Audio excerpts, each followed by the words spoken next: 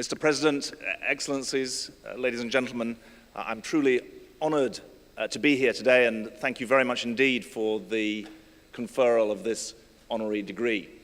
I have one responsibility and purpose above all others today, and that is to congratulate the determined, enterprising, successful graduating class of 2017. I know that this is a graduating class of students who were already graduates when they came here, but who knew the power of learning and wanted to learn more, and who were determined to improve themselves. As graduate students, you have my admiration, and as graduates, you have my good wishes. And I know that the graduating class here was supported by parents and family members. As President Riccardioni says, Egypt is famous for making education a family enterprise, and I offer my thanks to the families of the graduates as well. I come here today out of respect, not just for you, the graduates, and your achievements. Also respect for your president, Ambassador Riccardioni, who I had occasion to meet when I was in office, and whom I know to be a man of high seriousness, strong values, and deep understanding of public service. Respect for your country. Egypt is a civilization, not just a nation. It carries the burden of high expectations. Sometimes those expectations are met, sometimes not. But if you, the graduates of 2017, are the future of Egypt, then I know that the future is bright. And respect, too, for the American University in Cairo, its remarkable history, and, some of them assembled here, its distinguished faculty.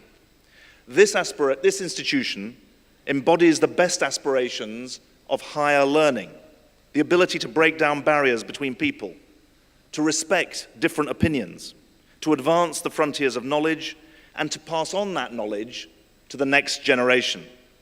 We need more of that spirit today, and not just in our universities.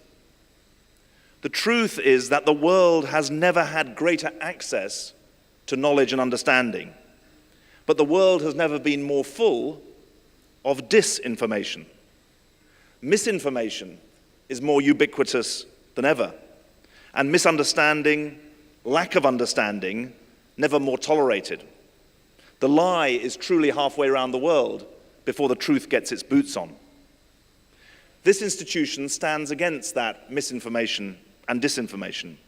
It stands for consideration, for research, for analysis, rather than grandstanding, hectoring, and blackguarding. And by virtue of graduating from this university, you, the graduates today, you also stand for those virtues of consideration, research, and analysis. As a famous New York senator once remarked, you are entitled to your own opinion, but you are not entitled to your own facts.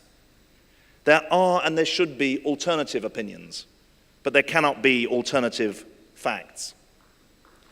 In my remarks today, my short remarks you'll be relieved to hear, I want to build on that theme. The world is more interconnected than ever before, but the great danger is that we are consumed by the divisions between us. That is the danger that I fight every day in my work. That is the threat that I see in this region.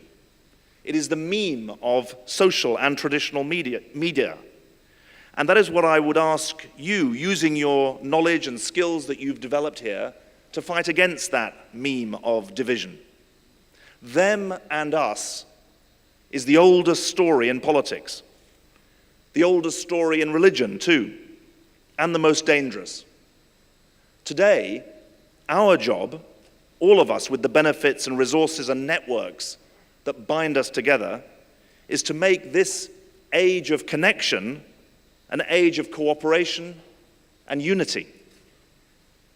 Nowhere is that need for cooperation, for unity across divides of religion and region and race more important than in respect of the refugee crisis.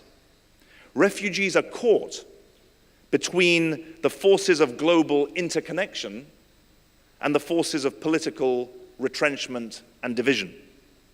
When you look at the conflicts in Syria or Afghanistan or Congo or Yemen or Somalia, you see war without end and war without law.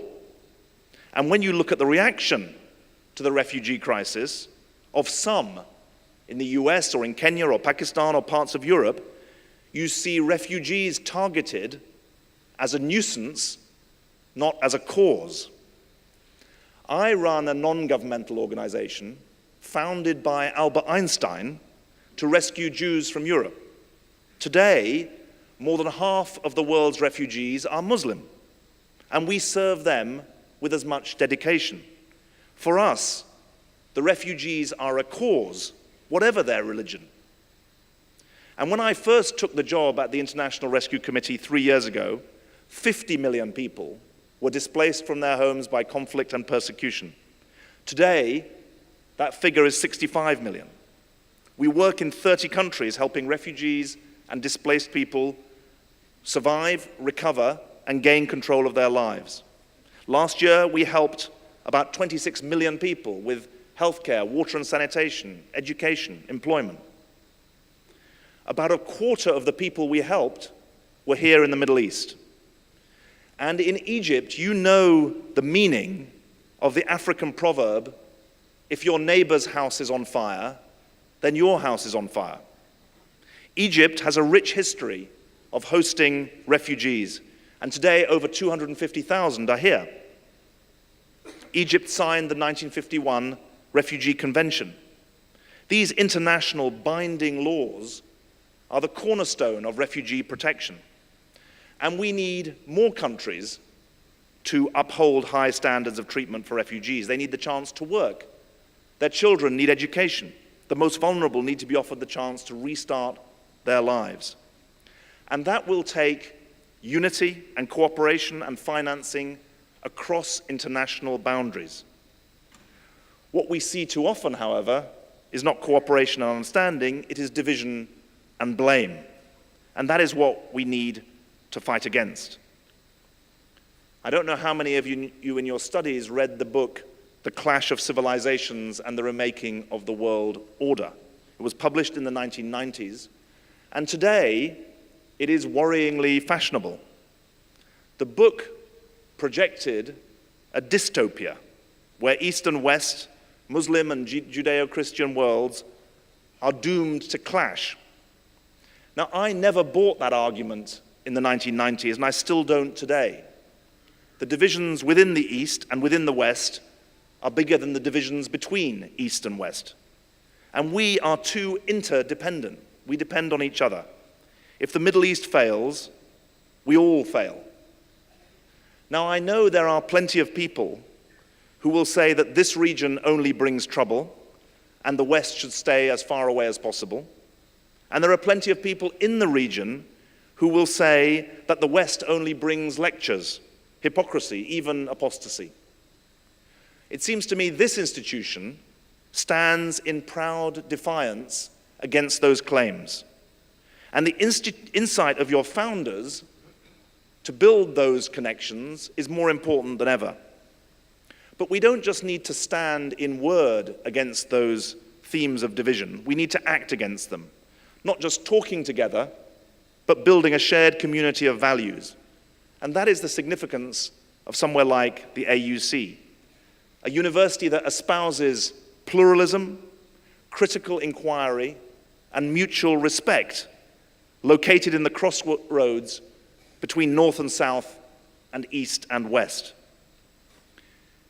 It's indicative that the words Cairo and American are bound together in your name. We need more institutions like that, building the links that are vital in an interdependent world. We need them in politics, in civil society, in the media. And we need young people, people like you, to lead them.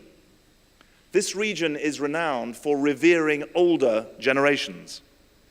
And I have to tell you, the older I get, the more I appreciate that dedication to listen to older people.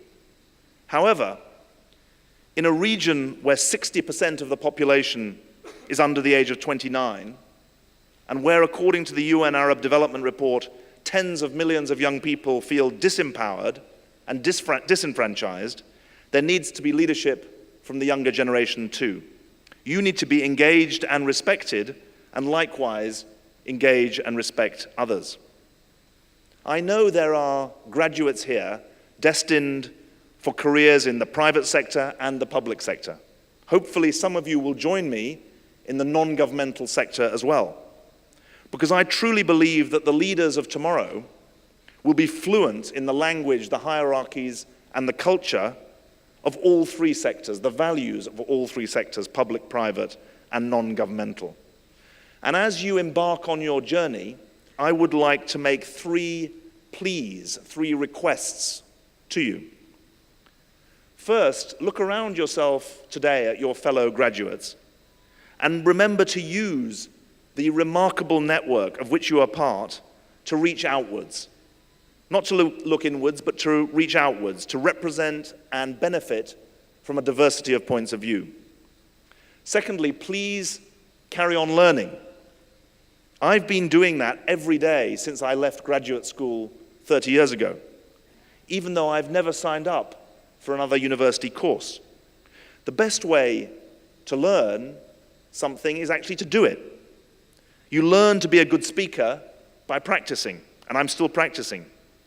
You learn to be a good leader by trying, and I'm still trying. And by practicing and trying in a spirit that encourages debate and discussion. And third and finally, please recognize your place in the wider world. You have graduated from an American university in the Middle East, a Middle East that is changing very fast, a Middle East seeing a new generation of leaders come through in politics, in business, in the media. The relationship between political reform and economic modernization is under question in this part of the world. The balance between rights of individuals and minority groups and the stability of the wider society is contested. My message is simple: be part of that debate. You need to be part of this local, regional, and global conversation, forging national and regional paths forward. And I know that's hard. I live in New York now, but just a week ago, at this very time, my home city of London was subject to brutal attack. It's hard to get out of your mind the grief of friends and family of those who've lost their lives or are injured. And in this region and in this city, you know that danger too. The only way to move forward is to put into your mind the extraordinary heroism, determination, and humanity of not just the emergency services, but the ordinary men and women from around the world who in great cities rush to help each other at moments of danger. And in the reporting on the London attacks last weekend, one phrase caught my eye. It was from an ordinary man who'd come into London in order to help others. And he said, quote, "We've got to keep together because the world is falling apart." That message seems to me an important one today. And it resonates for me through the work that I do, but also through the learning that I did. One person I studied was Archbishop Desmond Tutu, the South African bishop, who grew up in apartheid South Africa and has forgotten more about what it means to overcome hatred than many of us will ever know. He summed up his life credo as follows: "My humanity is bound up in yours, for only we can be human together. We are different precisely in order to realize our need of one another." That seems to me an important message for today. Our job, together, whatever our field, public, private, or non-profit sector, is to stand against division and embrace a world of connectedness, diversity, and compassion. This university has given you the tools to do that. It is the best of humanity, which we must defend together, and I look forward to doing so with you. Thank you very much indeed.